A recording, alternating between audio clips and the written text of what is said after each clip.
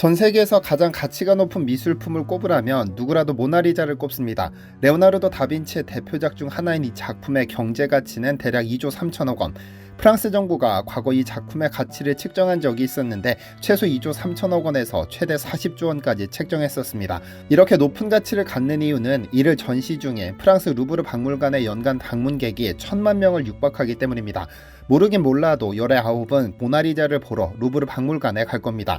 그런데 이 모나리자가 최근 테러를 당했습니다. 얼마 전 전해진 외신 보도에 따르면 지난 28일 루브르 박물관에서는 2명의 여성 환경 운동가가 모나리자에 수풀을 뿌리는 사고를 저질렀습니다.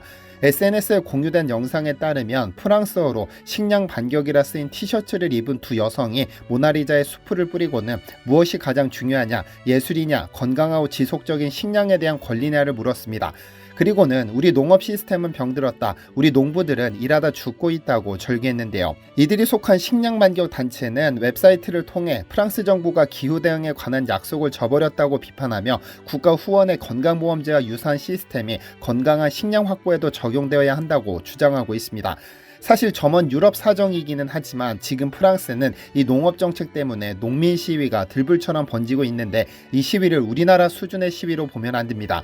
환경 규제 및 저렴한 수입 농산물 유입 등 정부의 농업 정책에 반대하는 프랑스 농민연맹은 최근 파리 외곽을 완전히 포위했고 프랑스 정부는 경찰 병력 15,000명과 무장 장갑차까지 동원했습니다. 유럽의 문화 강국이라는 프랑스, 그곳에서 도대체 무슨 일이 벌어지고 있는 걸까요? 안녕하세요, 디스멘털입니다.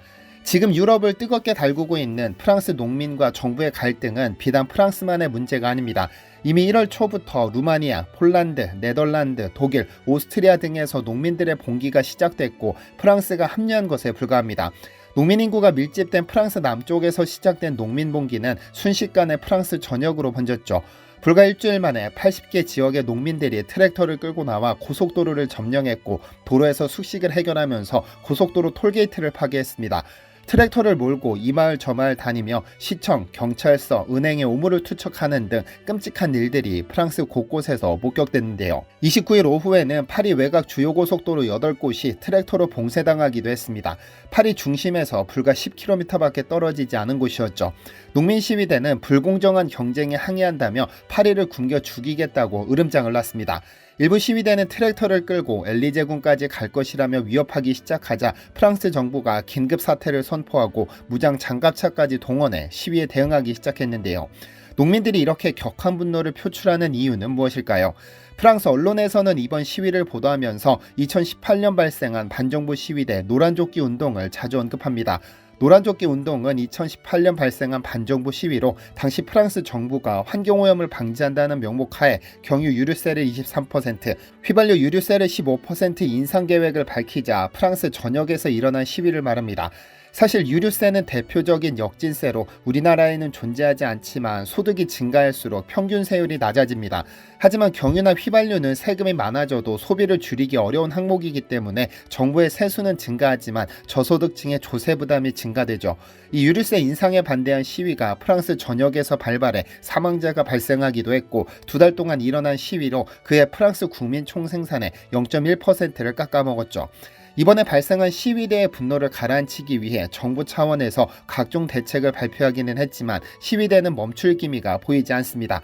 왜냐하면 캐캐묵은 갈등이 존재하기 때문인데요. 유럽 최대 농업국 중 하나인 프랑스의 농업 인구는 약 50만 명으로 전체 인구의 고작 0.75%에 불과합니다.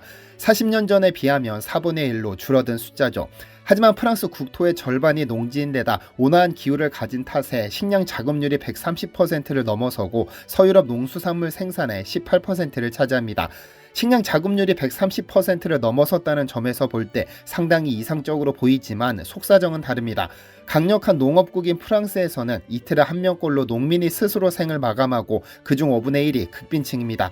여기에는 이유가 있습니다. 가장 큰 이유는 아무래도 자유무역협정일 겁니다. 이런 농민들의 시위가 유럽 전역에서 일어나고 있다고 말씀드린 것도 이 지점인데요. 지난 20년 동안 EU는 한국을 포함 수많은 국가들과 정치적인 목적의 FTA를 체결해왔습니다. 그 많은 국가들 중 몇몇은 유럽에서 엄격하게 금지된 농약이나 호르몬제 등을 사용해 오염된 농축산물을 대량으로 생산해 저렴한 가격으로 EU로 수출하기 시작했습니다. 충분한 사회적인 합의 없이 EU라는 단체가 일방적으로 추진한 이 FTA 때문에 질 낮고 값싼 농산물이 수입되기 시작한 겁니다. 당연히 그 피해는 고스란히 농민들에게 전가됐죠. 그런 와중에 EU는 2050년까지 탄소 배출 제로를 목표로 하는 그린딜을 채택하면서 각종 제재를 시작했습니다.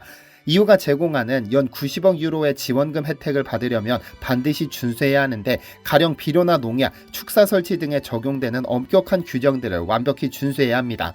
그러니까 어떻게 생산했는지도 모르는 저렴한 농산물들을 대량으로 수입하는 길을 열어놓고서 유럽 농민들에게는 친환경이라는 명목으로 공정한 경쟁을 막는 겁니다. 그런데 이런 생각도 듭니다. 농민들이 농업정책 때문에 어려운 것은 10분 이해되지만 이런 폭동 수준의 시위가 문화 강국이라는 프랑스에서 가능한 일인가 라고 말이죠. 그런데 트랙터가 도로를 점령하고 파리 외곽을 포위하는 등 살벌한 시위에 대해 프랑스 국민 10명 중 9명은 농민들의 주장이 옳을 뿐 아니라 그들의 요구가 관철되어야 한다고 믿습니다. 그래야 소비자인 자신들이 꾸준히 건강한 먹거리를 공급받고 식량 주권을 안정적으로 확보할 수 있다고 보니까요. 또한 프랑스 농민들에게 요구되는 농작물 재배 기준을 수입 농산물에도 똑같이 요구해야 할까라는 질문에는 정치 성향과 세대를 막론하고 무려 94%가 동의하고 있죠. 물론 여기에는 혁명의 나라로 불리는 프랑스의 시위에 대한 인식도 한몫합니다. 일반적으로 프랑스는 국가전복을 불러올 정도가 아니면 대부분의 시위는 지지를 받습니다.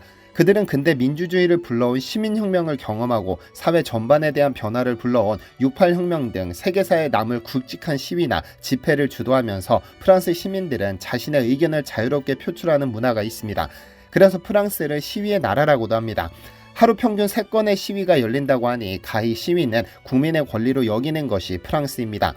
이번처럼 자신들의 삶에 중대한 영향을 미치는 정부 정책을 비판하는 시위는 물론 문화적 시위, 심지어 2006년 연말에는 2007년 새해가 오는 것을 반대하는 시위까지 벌어지기도 했었죠. 이후 모든 회원국은 같은 정책을 공유하기 때문에 동시다발적으로 불게 될 농민들의 생존 시위의 바람은 아마도 쉬이 멈추지 않을 겁니다. 사실 오늘 영상은 그간 제 채널에서 진행했던 주제와는 조금 결이 다릅니다. 제가 농부의 아들이었기 때문에 괜히 농민들의 호소가 쉽게 지나쳐지지 않았나 봅니다. 시청해주셔서 감사합니다. 디시멘터리에서는 여러분의 제보를 기다립니다. 제 채널에서 다뤘으면 좋겠는 뉴스 또는 널리 알려졌으면 하는 영상은 디시멘터리네이버.com으로 보내주시면 소중히 제작하겠습니다.